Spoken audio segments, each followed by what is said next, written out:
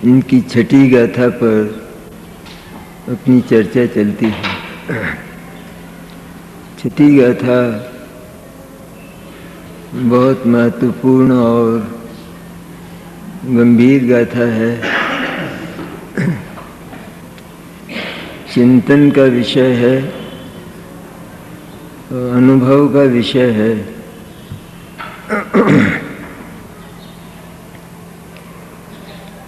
इसमें प्रारंभ में ही कहा कि आत्मा प्रमत्त और अप्रमत्त नहीं है, अर्थात आत्मा पर्याय मात्र से पार शुद्ध चैतन्य स्वरूप ज्ञायक है।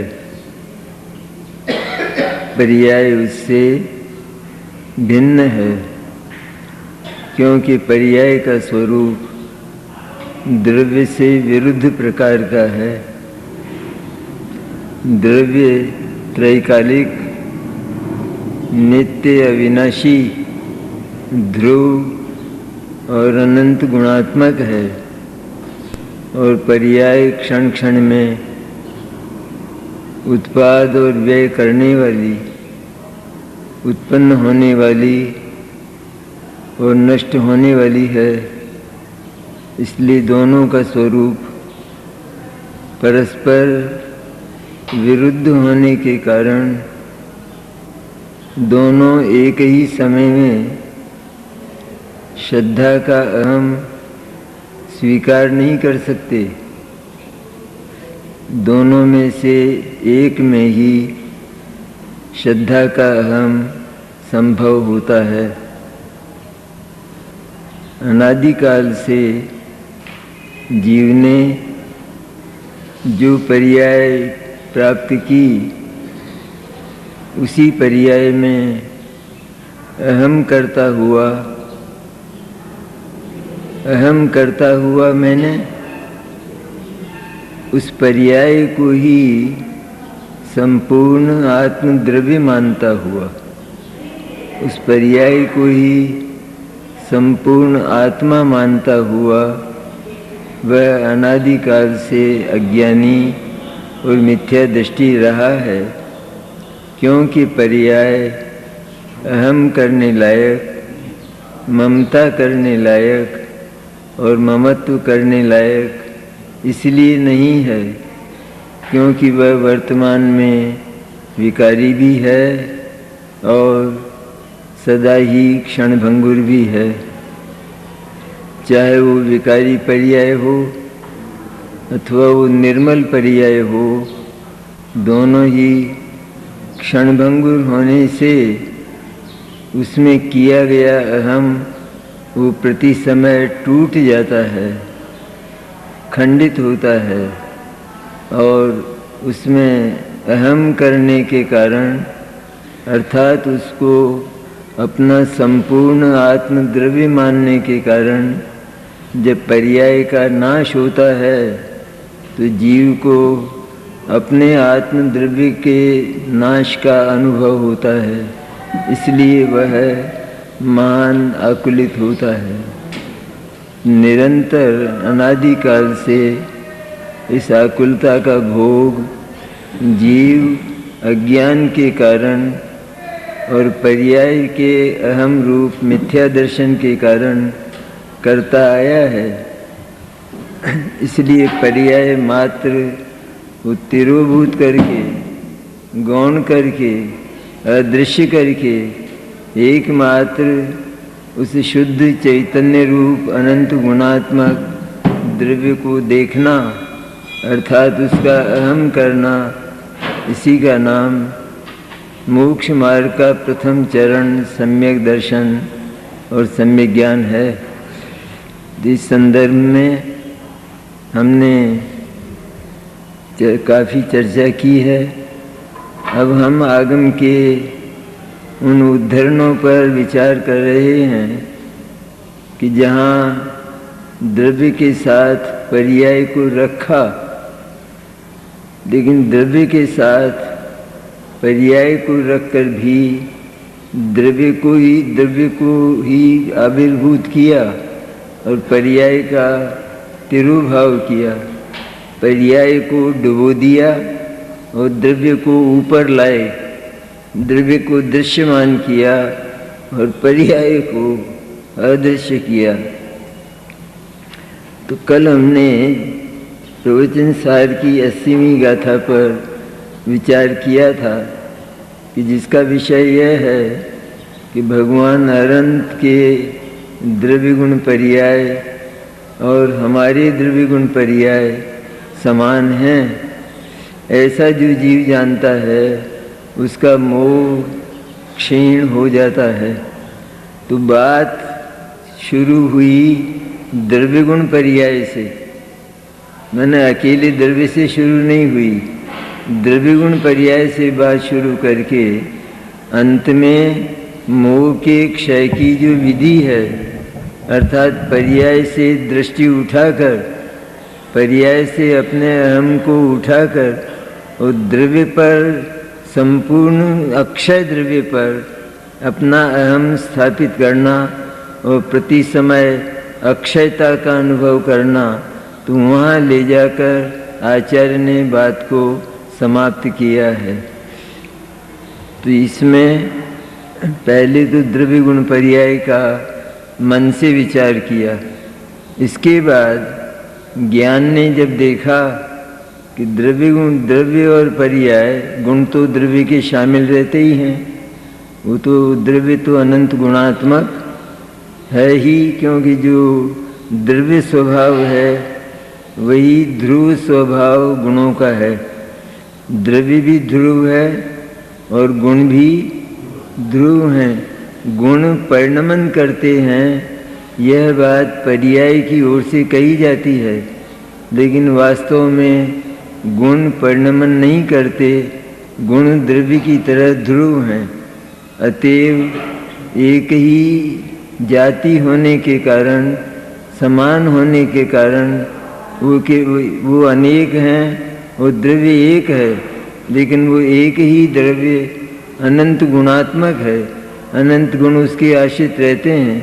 इस प्रकार अनंत गुणात्मक एक ऐसा जो शुद्ध चैतन्य है, उसमें अहम स्थापित करना, ये जीवन का पहला चरण अर्थात सम्यक दर्शन है।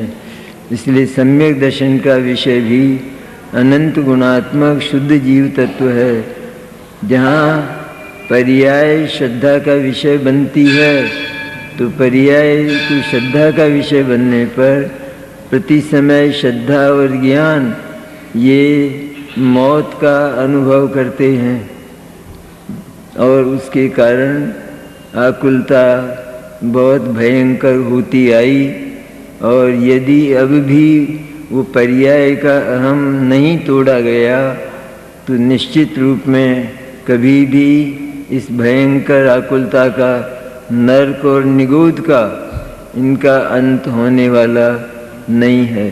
एक ही बार का द्रव्य का अहम वो नरक निगोद आदि का अवसान, गति मात्र का अवसान करके अगति स्वरूप जो आत्म तत्व है उसका आविर्भाव कर लेता है। उसको दृश्यमान करके उसका अनुभव प्रति समय करने लगता है।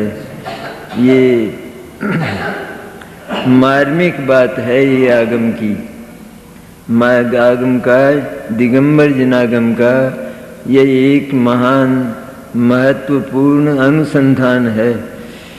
पूज्य गुरुदेव नहीं होते तो आज हमको ये बात हाथ नहीं लगती। गुरुदेव ने ही समय सार में से इस बात का अनुसंधान किया कि पर्याय होते हुए भी, पर्याय पदार्थ का अंग होते हुए भी, पदार्थ का वह अंग इस लायक नहीं है कि हम उसके साथ अपना अहम स्थापित करके आराम से रह सकें, सुखपूर्वक रह सकें। पर्याय अपनी होने पर भी पर्याय का अहम जीव को दुखदायी होता है और द्रव्य का अहम तत्काल अतीन्द्रिय आनंद को उत्पन्न करता है। ये अनुसंधान पूज्य गुरुदेव ने किया और उन्हीं का प्रसाद है कि आज हम इस पर चर्चा कर रहे हैं। तो 80वीं गाथा में अनंत के द्रव्य गुण पर्याय से शुरू किया और अनंत के द्रव्य गुण पर्याय की तरह ही हमारा द्रव्य गुण पर्याय समान है। मैंने जैसे उनके द्रव्य गुण पर्याय हैं वैसे ही हमारे भी द्रव्य गुण पर्याय हैं। ऐसा लगता है हमको कि भगवान अनंत वो तो शुद्ध हो चुके हैं, तो उनकी जो पर्याय हैं वो तो पवित्र हो चुकी है, वो तो अनंत चतुष्टयात्मक हैं, और हम रागी द्वेषी और मोही हैं। तो यहाँ भगवान अनंत के द्रव्य गुण पर्याय को जान लेने पर वे राग द्वेष मोह रहते ही नहीं, बल्कि ज्ञान उनको अपने से भिन्न जानकर एकमात्र शुद्ध द्रव्य पर अपनी स्थापना कर लेता है। इस प्रकार भगवान अनंत के द्रव्य गुण पर्याय और हमारे द्रव्य गुण पर्याय समान हैं, ऐसा जो जानता है उसका मोह निश्चित ही नाश को प्राप्त हो जाता है। तो अंत में आचार्य ने क्या किया, ये बात इसमें देखने लायक कि द्रव्य गुण पर्याय पूरे पदार्थ से गाथा का प्रारंभ किया और अंत में जाकर पर्यायों का द्रव्य में संक्षेपण करके और गुणों की जो वासना है अर्थात गुणों पर हमारा जो चिंतन चलता है, विचार चलता है आत्मा के शुद्ध गुणों पर, और शुद्ध गुणों का विचार भी वास्तव में आत्मा का स्वरूप नहीं है, लेकिन वह भी विकल्पात्मक होने से, चंचल होने से, तरंगित होने से आत्मा के अनुभव को स्थिर नहीं होने देता, आत्मा का अनुभव नहीं होने देता। इसलिए विचारों की चंचलता को तोड़कर और निर्विकल्प आत्म स्वभाव को, ध्रुव आत्म स्वभाव को देखकर ज्ञान की, शुद्ध ज्ञान की, भाव शुद्ध ज्ञान की जो पर्याय निश्चल होकर, तरंगित न होकर, विचारों को तोड़कर और एक शुद्ध आत्मा की ओर झांकती है, और श्रद्धा भी शुद्ध आत्मा की ओर झांकती है, तो उस जीव को चिन्मात्र आत्म तत्व दिखाई देने पर शुद्ध आत्म तत्व की अनुभूति हो जाती है। ती अंत में लिया न, अंत में मैंने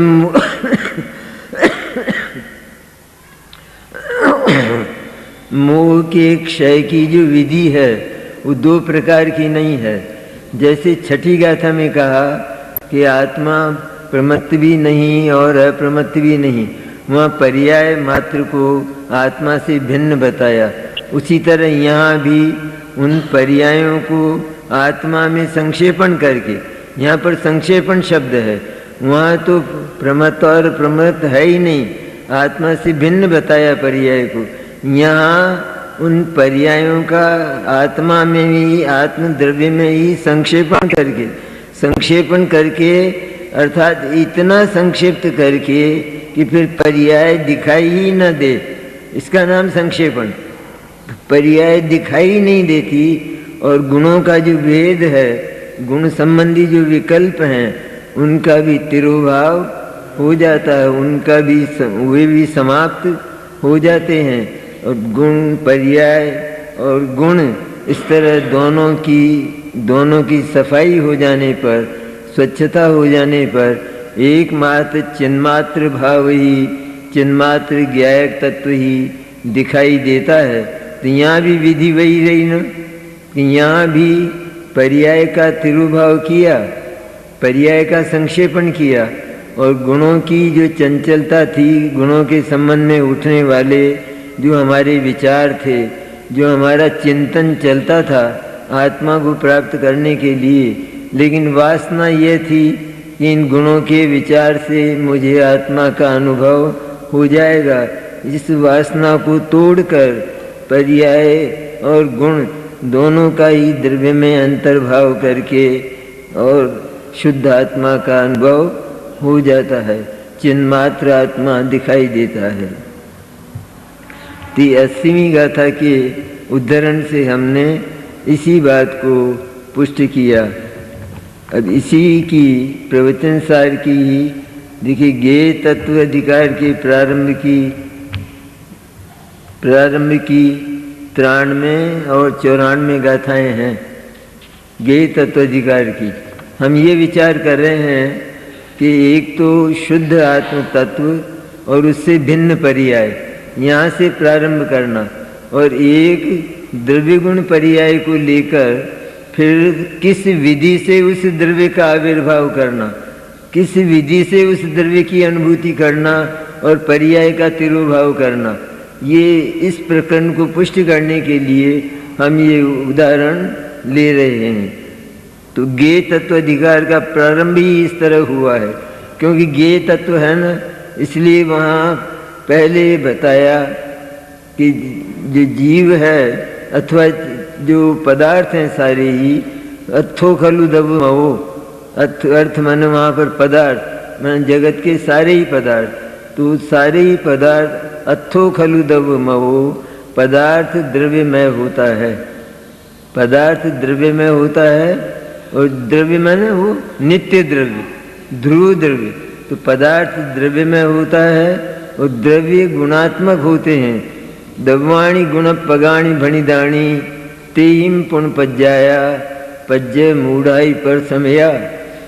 तो द्रव्य के आश्रित गुण रहते हैं, इसलिए द्रव्य गुणात्मक होता है और उनसे पर्याय होती हैं, गुणों से पर्याय होती हैं, लेकिन पर्याय मूढ़ जीव पर समय अर्थात अज्ञानी और मिथ्या दृष्टि होता है। तो कितना बढ़िया है ये कि पहले प्रमाण की बात करके, द्रव्य गुण पर्याय की बात करके, और द्रव्य गुण पर्याय में से अगर जीव अपने ज्ञान के द्वारा हे और उपाधि की विधि से हे तत्व को नहीं पहचानता है द्रव्य गुण पर्याय में भी, और उपाधि तत्व को नहीं पहचानता है, तो उसकी स्थिति वही भवसागर में डूबने की राह करती है, वो नित्य ही भवसागर में डूबा हुआ रहता है।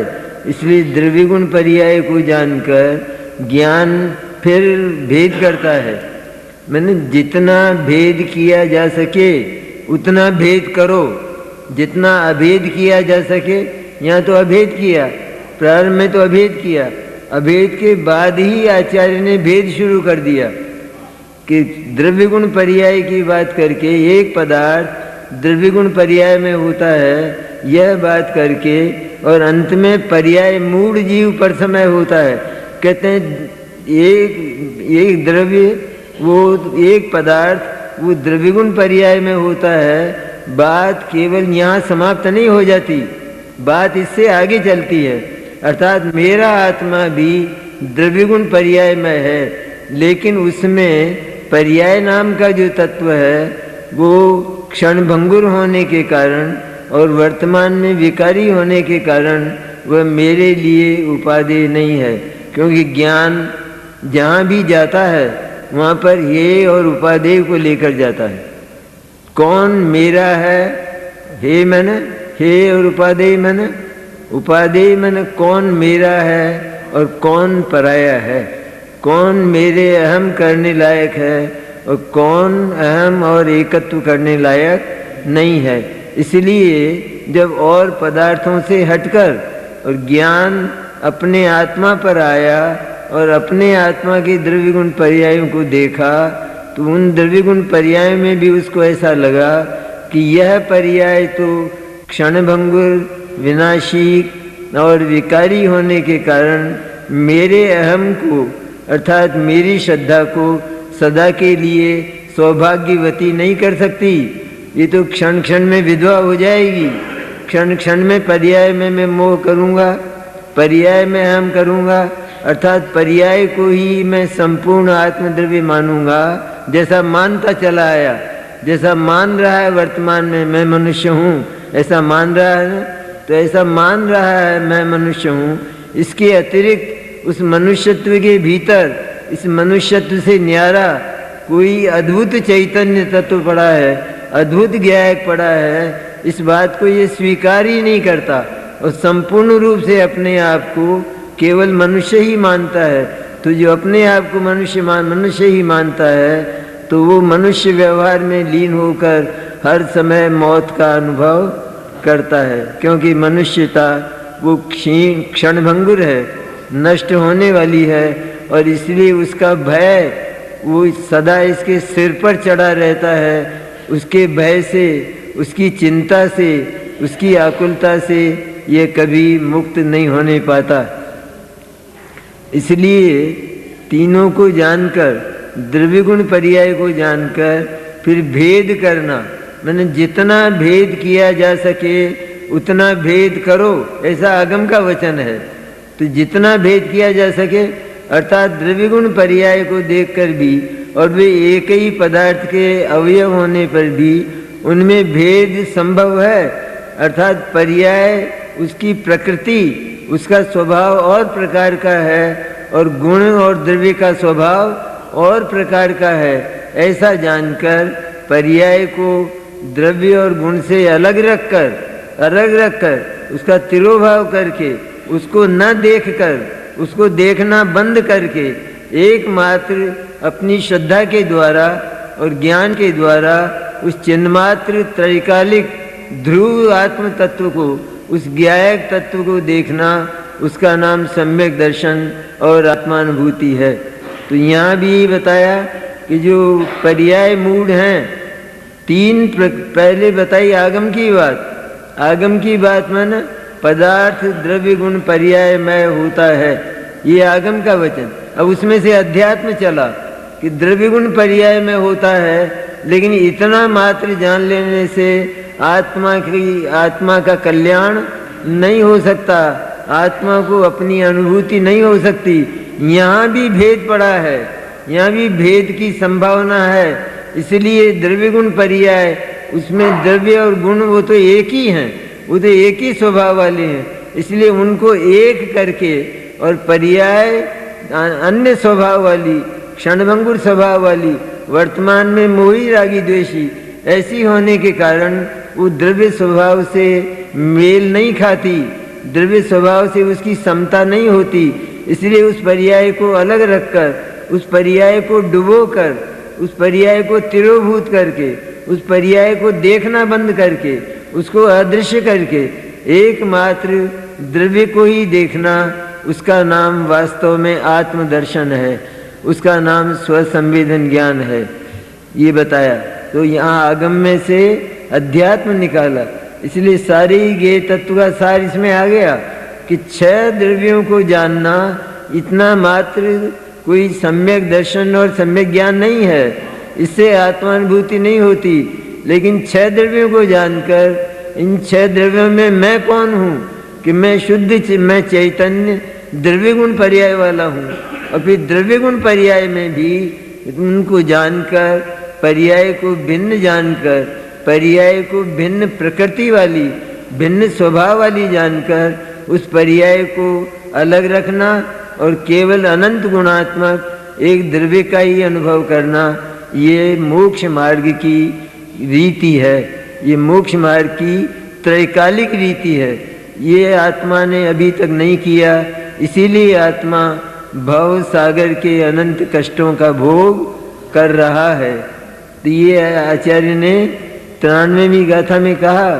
और इसके बाद 94वीं गाथा में तो आचार्य कहते हैं कि पर्याय मात्र से बल दूर करके, पर्याय मात्र प्रति के बल को दूर करके 94वीं गाथा में कहते हैं कि द्रव्यगुण पर्याय को जानकर फिर पर्याय मात्र के प्रति जो हमारा बल पड़ा है, अर्थात पर्याय को ही हम पूरा आत्मा मानते चले आए हैं और पर्याय के नाश में हम अपना नाश मानते आए हैं। इस बात को समाप्त करके, अर्थात पर्याय के बल को दूर करके, पर्याय पर हमारी जो प्रतिष्ठा थी, हम जो पर्याय पर ही बैठे हुए थे, वहाँ से अपने आप को उठाकर और हम द्रव्य पर अपने आप को ले जाएं, तो द्रव्य ध्रुव है, वो धसकता नहीं है, उसका नाश नहीं होता है, वो बदलता नहीं है, उसमें किसी दूसरे द्रव्य की मिलावट नहीं है। इसलिए उस द्रव्य को ध्रुव अनुभव करने पर पर्याय को अर्थात श्रद्धा और ज्ञान को निरंतर अजरता और अमरता का अनुभव होता है और वहाँ तुरंत आनंद का जन्म होता है।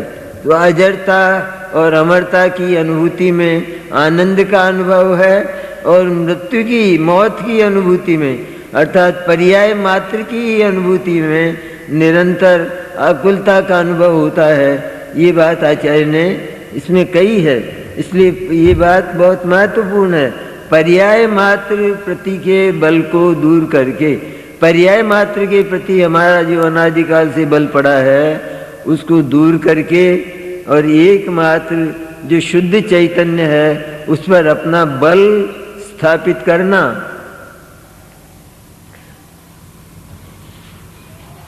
अब इसमें देखिए इतना अच्छा कहा है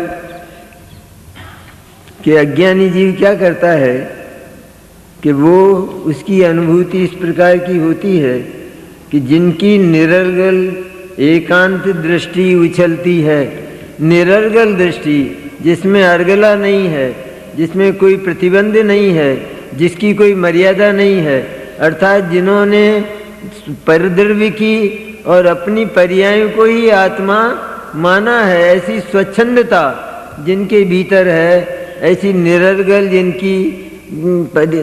जिनकी दृष्टि उछलती है, ऐसे यह मैं मनुष्य ही हूँ, मेरा ही यह मनुष्य शरीर है, इस प्रकार अहंकार ममकार से ठगाए जाते हुए, इस प्रकार वे जीव पर्याय में अहंकार और ममकार के कारण निरंतर ठगाए जाते हैं अर्थात घोर आकुलता का अनुभव करते हैं। और जो लोग ये जो द्रव्य गुण पर्याय हैं, ये एक ही द्रव्य के होने पर भी तीन हैं, अर्थात द्रव्य है उसका स्वभाव एक, गुण है उसके स्वभाव अनेक और दोनों शुद्ध, और पर्याय उसका स्वभाव क्षणभंगुर और विकारी माने वर्तमान में विकारी, हमेशा विकारी नहीं। सिद्ध दशाओं में तो वो भी निर्विकारी हो जाता है, लेकिन सिद्ध दशा भी हमारे अहम का विषय, हमारे लिए आत्मा मानने का विषय नहीं है।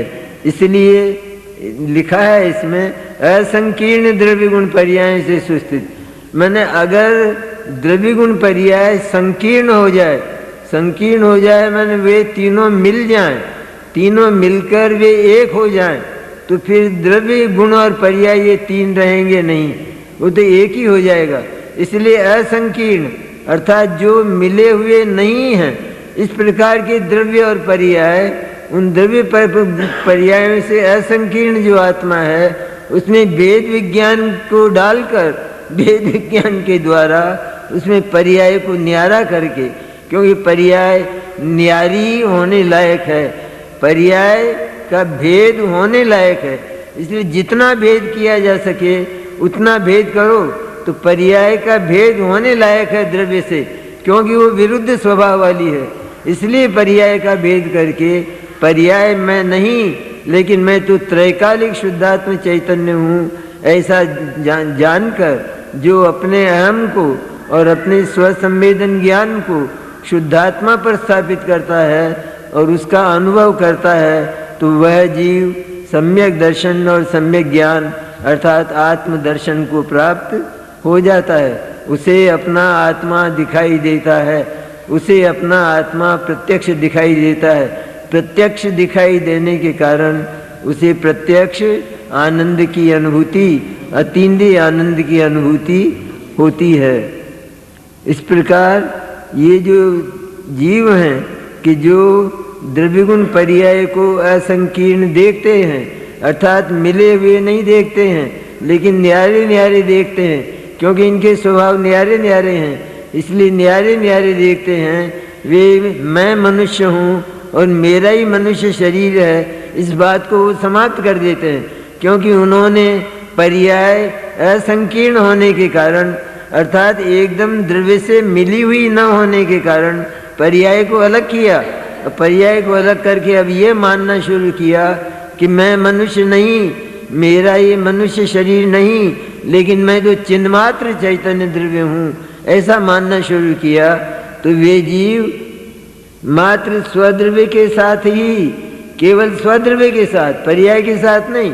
पर्याय को तो असंकीर्ण होने के कारण अलग कर दिया, अर्थात वो द्रव्य के साथ एकदम मिल नहीं गई है, लेकिन अलग ही है। इसलिए उसको अलग जानकर, उसके स्वभाव को अलग जानकर, उसके स्वभाव को अहम का विषय और ज्ञान का विषय न जानकर, उनको उसको अज्ञान का विषय जानकर, उसको अलग करके स्वद्रव्य के साथ ही संगतता होने से, केवल स्वद्रव्य का ही साथ करने के कारण और पर्याय का साथ छोड़ देने के कारण वे वास्तव में स्वसमय होते हैं। अर्थात वे अपने आत्मद्रव्य को ही, अपने त्रैकालिक आत्म तत्व को ही आत्मा मानते हुए सम्यक दृष्टि और सम्यक ज्ञानी होते हैं और सम्यक चारित्रवान होते हैं। कौन? कि जो असंकीर्ण द्रव्य गुण पर्यायों में पर्याय को अलग करके एकमात्र अनंत गुणात्मक उस शुद्ध चैतन्य का ही आश्रय लेते हैं, तो वे जीव स्वसमय होते हैं, क्योंकि उनकी संगति स्वद्रव्य के साथ होती है। पर्याय से उनकी संगति सदा के लिए, हमेशा के लिए टूट जाती है। अब पर्याय का जो तिरोभाव हो गया है श्रद्धा में, पर्याय जो दिखाई देना बंद हो गया है, तो श्रद्धा पर्याय को अनंत काल तक भी देखने वाली नहीं है। मैंने श्रद्धा के का जो लोक है, श्रद्धा की जो दुनिया है, उसमें पर्याय मात्र वस्तु है ही नहीं। श्रद्धा मैंने सम्यक श्रद्धा, सम्यक दर्शन की बात है। मिथ्या दर्शन में तो पर्याय ही है, लेकिन सम्यक दर्शन की दुनिया में पर्याय मात्र है ही नहीं। पर्याय मानो चली ही गई है, क्योंकि पर्याय अगर दिखाई देती है तो श्रद्धा का जो काम है वो तो अहम करना है। तो जो जो उस श्रद्धा का विषय होगा उसमें वो अहम किए बिना नहीं रहेगी। इसलिए द्रव्य को देखते देखते यदि जीव गिर जाए और पर्याय को देखने लगे तो पुनः वापस मिथ्या दृष्टि हो जाएगा। इसलिए एक बार पर्याय का तिरोभाव हो जाने पर, पर्याय गौण हो जाने पर, पर्याय अदृश्य हो जाने पर, वो अनंत काल में भी क्षायिक सम्यक दर्शन हो जाने पर वो श्रद्धा का विषय बनेगी ही नहीं। श्रद्धा का विषय एकमात्र शुद्ध चैतन्य, जो ध्रुव तत्व है, जो अविनाशी तत्व है, जो अनादि अनंत है, जो अनंत शक्तिमय है, ऐसा वैभवशाली, ऐसी चैतन्य वाटिका ही श्रद्धा का और ज्ञान का विषय बनी रहेगी। ये विषय नहीं बनेगा। ज्ञान पर्याय को व्यवहार नए से स्वीकार करता रहेगा, अर्थात पर्याय है इतनी बात ज्ञान स्वीकार करता रहेगा, लेकिन मैं पर्याय नहीं, मैं तो शुद्ध चैतन्य हूँ, ये बात ज्ञान में से भी कभी समाप्त होने वाली नहीं है। इस प्रकार श्रद्धा और ज्ञान में स्वद्रव्य की संगति हो जाने से वे निहाल हो गए हैं सदा के लिए, और अब चारित्र की पूर्णता होकर निश्चित रूप में मुक्ति प्राप्त होगी। इस प्रकार ये जो प्रमाण से विषय को उठाकर अंत में शुद्ध नए पर ले जाना, ये सारे ही जनागम का सार है। संपूर्ण दिगंबर जैन जो आगम है उसका सार यह है कि प्रमाण से बात को उठाना, अर्थात द्रव्य गुण और पर्याय, ये जो एक पदार्थ के अवयव हैं, इनको जानना और इनको जानकर इनमें छटनी करके, क्योंकि छटनी होने लायक है, इनके स्वभाव ही छटे हुए हैं। पर्याय और तरह की है, द्रव्य और गुण और तरह के हैं, इसलिए गुणों को द्रव्य के साथ एक करके और एक द्रव्य बनाकर, एक पूर्ण द्रव्य बनाकर, पूर्ण है वो, पर्याय न होने के कारण वो अपूर्ण नहीं है, क्योंकि पर्याय होती है तो भी उसमें कुछ नहीं होता है, और पर्याय बिगड़ी हुई होती है तो भी उसमें कुछ नहीं होता है। सम्यक दर्शन होने पर भी द्रव्य में कोई फर्क नहीं पड़ता, और मिथ्या दर्शन होने पर भी द्रव्य तो वही का वही रहता है। इसलिए पर्याय से निरपेक्ष होने के कारण वह द्रव्य अनंत गुणात्मक एक है और पूर्ण है। पूर्णता की बात याद रखना हमेशा, ये पूर्णता ध्यान में नहीं आती इसीलिए जो अज्ञानी जीव हैं वो पर्याय को द्रव्य में मिलाने का प्रयत्न करते हैं, अथवा मन विकल्पों में पर्याय को तो मिलाए हुए ही हैं, अन्यथा उनको सम्यक दर्शन हो जाए तो पर्याय को तो मिलाकर चलते ही हैं। लेकिन अपने वचनों में भी वे इस बात पर जोर देते हैं कि अगर पर्याय को अलग करते हैं तो द्रव्य अधूरा रह जाता है। आचार्य कहते हैं कि पर्याय के होने से और न होने से, अर्थात उसके मिथ्या होने से और उसके सम्यक होने से, क्योंकि द्रव्य में कोई अंतर नहीं पड़ता है, इसलिए द्रव्य सदा से ही एक शुद्ध और पूर्ण है। इसलिए ऐसे शुद्ध और पूर्ण द्रव्य की श्रद्धा पर्याय की विसंगति से, अर्थात पर्याय की संगति तोड़ देने से और द्रव्य की संगति उत्पन्न करने से उस शुद्ध चैतन्य का आविर्भाव होकर आत्मानुभूति होती है। इस तरह ये हम इसलिए इस बात को विचार कर रहे हैं कि जहाँ पर प्रमाण से बात को उठाया है, अर्थात द्रव्य गुण पर्याय की चर्चा की है, वहाँ भी आचार्य इस मूल बात को कि जो आत्मा के लिए परम हितकारी है, उस बात को आचार्य ने छोड़ा नहीं है और उस बात को उठाकर अंत में पर्याय को से मुक्त करके, पर्याय से आत्मा को अलग करके, क्योंकि अलग ही है वो, वास्तव में अलग, एक में एक हुए ही नहीं है। पर्याय पर्याय में है और द्रव्य और गुण वो द्रव्य में है।